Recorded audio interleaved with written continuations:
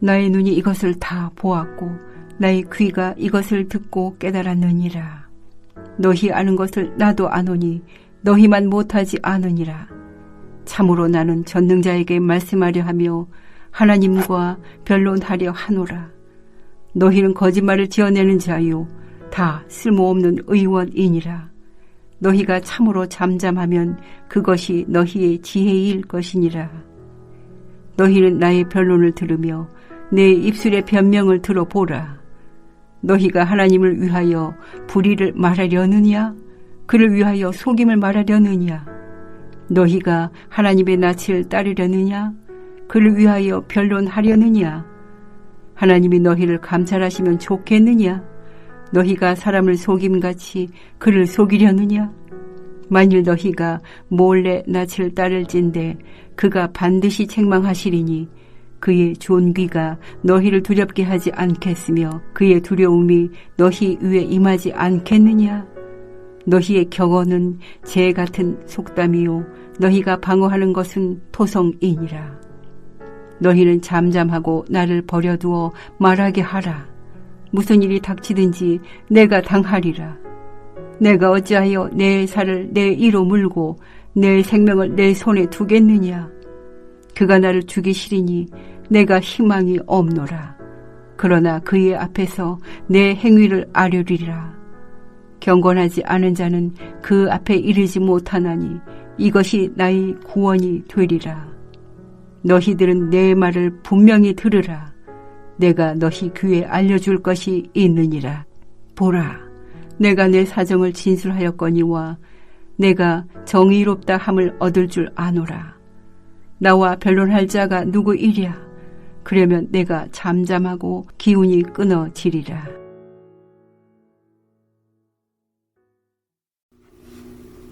조금만 생각해 보아도 세상의 일을 인과응보로만 이해할 수 없다는 것은 누구나 쉽게 파악할 수 있습니다.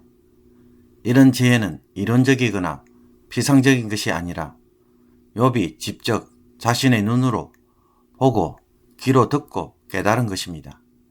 그리고 욥의 친구들이 말하는 지혜라는 것은 욥뿐만 아니라 다른 사람들도 다 아는 사실입니다. 좋은 씨앗을 뿌리면 좋은 열매를 맺는다는 것을 누가 모르겠습니까? 욥의 친구들이 아는 만큼 욥도 잘 알고 있습니다. 욥은 자신의 문제에 대해 친구들이 아닌 하나님에게 말하고 싶다고 말합니다. 욥은 그들이 무식을 거짓말로 때우는 자들이며 돌팔이 의사라고 비난합니다. 욥이 어떻게 살았는지 직접 경험해보지도 않고 말하고 있기에 거짓말을 하고 있으며 잘못된 진단을 내리기 때문입니다. 그러므로 차라리 그들은 조용히 있는 것이 지혜로운 것이며 가르치기보다는 욥의 변론과 변명을 듣고 이해해 주기를 간청합니다. 그들은 욥을 살려주는 의사가 되기보다는 자기들 딴에 하나님의 공의와 정의를 변호하려고 하다 보니 불의와 거짓말을 행하고 있으며 하나님까지 속이는 상황이라고 지적합니다. 이들의 이런 행동은 하나님의 책망을 가져올 수밖에 없습니다. 그래서 하나님의 영광을 도리어 두려워하게 될 것이고 하나님이 무서워서 떨게 될 것입니다. 결국 욥의 세 친구들이 주장하는 지혜는 무엇과도 같을 뿐입니까? 재 같은 속담이고 흙으로 쌓은 성에 불과할 뿐입니다. 그러므로 13절에서 19절까지 욥은 친구들에게 부탁을 합니다. 제발 입 좀 다물고 내 이야기에 귀를 기울여 달라고 호소합니다. 도대체 무슨 일이 일어났는지 욥이 말할 수 있도록 해달라는 것입니다. 욥에게 임한 일은 결과가 어떻게 되든지 욥이 스스로 감당할 것인데 자기 스스로 자기 살을 이로 물고 자기 생명을 자기 손으로 취하는 일을 하겠느냐라는 것입니다. 욥이 보기에 하나님이 자기를 죽일 것 같아서 희망이 없지만 그래도 자신의 삶에 대해서 하나님부터 제대로 평가를 받고 싶어 합니다. 하나님만이 자기를 바르게 평가하실 수 있기 때문입니다. 하나님은 자신이 어떻게 살아왔는지 잘 알기에 자신이 어렵다 함을 드러내 주실 것이라고 생각하는 것입니다. 만약에 누가 나타나서 자신의 죄를 입증한다면 욥은 자신은 말없이 사라지겠다고 말합니다. 오늘 본문을 보면 욥은 세 친구들의 충고가 욥에게는 어떻게 들려줄 수 있음을 보여줍니까? 첫째로 그들은 욥을 위한다고 했지만 그들의 말은 욥도 알고 남들도 다 아는 말의 반복에 불과하다고 말합니다.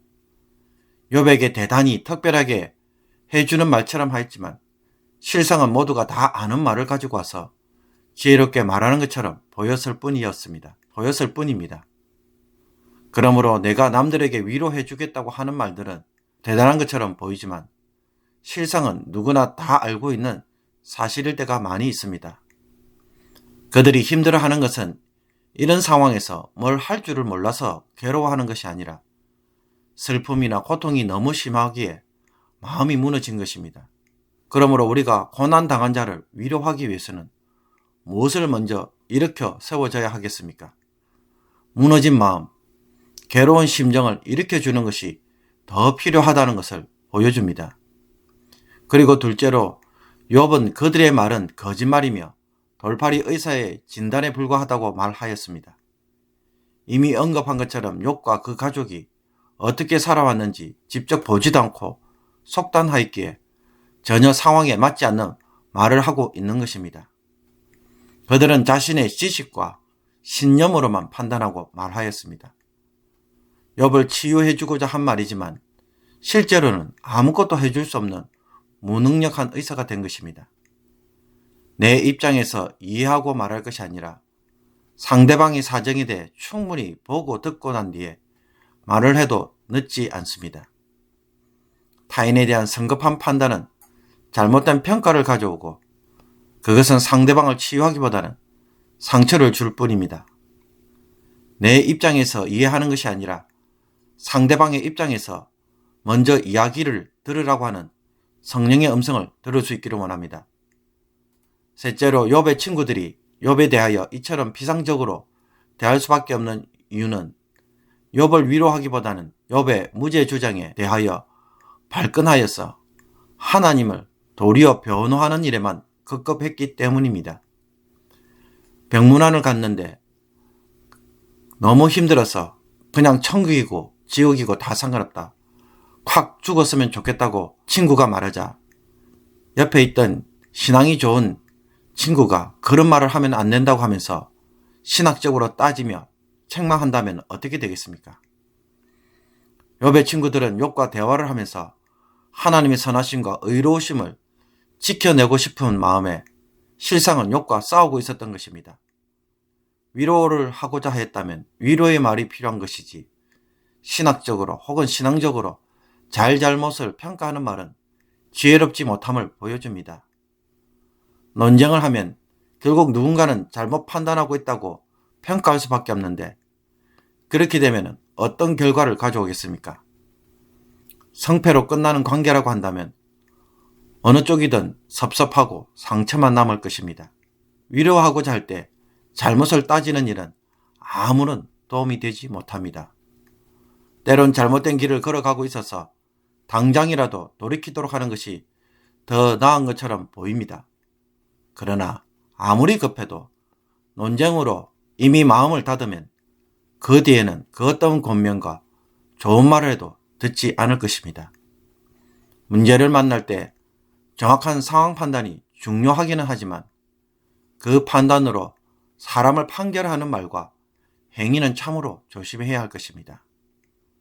가령 일이 이렇게 된 것은 당신이 게을러서 된 것이야 라고 할 때 그 말이 맞지만 정작 그 말을 다른 사람에게 들으면 마음이 상할 수밖에 없습니다. 아무런 도움도 되지 못하는 판단의 말이 혹 나에게는 많지 않습니까? 끝으로 욥이 세 친구들에게 제발 그냥 입 다물고 자신의 말을 들어달라고 말합니다. 욥에게는 지금 이것이 제일 필요하였습니다. 너희는 잠잠하고 나를 버려두어 말하게 하라. 무슨 일이 닥치든지 내가 당하리라. 욥이 어렵게 살았는데도 고난을 겪고 있어서 너무 괴로워 어디 가서 하소연할 데가 없습니다. 그런데 친구들이 와서 이 하소연을 꺼내자마자 오해를 하고 자기 관점에서 자기 지혜로 판단하며 입을 막아버립니다. 그러므로 더 이상 말을 하지 못하게 되자 욥이 얼마나 괴롭겠습니까? 하소연을 하고 싶은데 하지 못하게 하는 것만큼 더 괴롭고 힘든 일이 없을 것입니다. 울고 싶을 때 울 수 있도록 해주는 것도 고난당한 자에게 대한 위로입니다. 속에 맺힌 것을 말하도록 하므로 눌린 감정을 풀어주는 것이 필요한 것입니다. 고난을 통해 느낀 감정을 말하지 못하도록 억압하면 사람은 어떻게 될까요? 언젠가는 그것은 사라지는 것이 아니라 부정적인 방향으로 흘러가서 언젠가는 안 좋은 열매로 나타납니다. 그러므로 정직하게 느낀 것을 말할 수 있도록 풀어주고 그런 후에 이야기를 하는 것이 정서적으로 더 건강할 수 있습니다.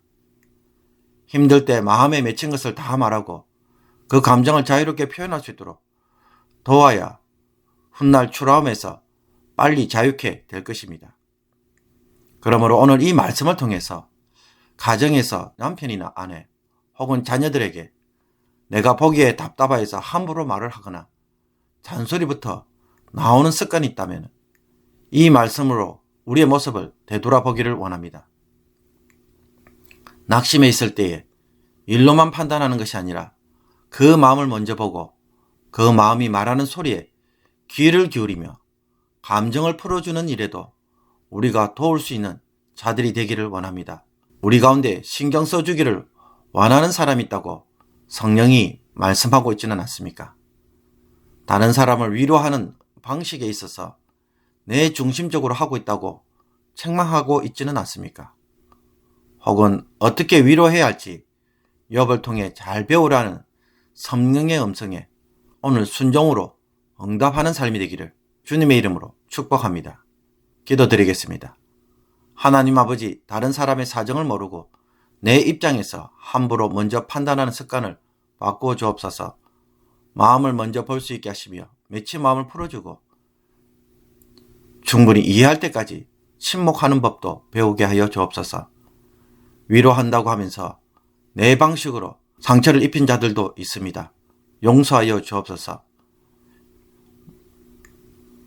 욥을 통해 이제는 저희들도 참으로 위로할 줄 아는 성도가 되게 하여 주시며 몰라서 낙심하는 것이 아니라 마음이 무너져서 힘들어할 때에 그 마음을 일으켜 줄 수 있는 성도들이 되게 하여 주셔서 오늘도 하나님을 기쁘시게 하는 아름다운 믿음의 삶이 되게 하여 주옵소서. 예수 그리스도의 이름으로 기도하옵나이다. 아멘.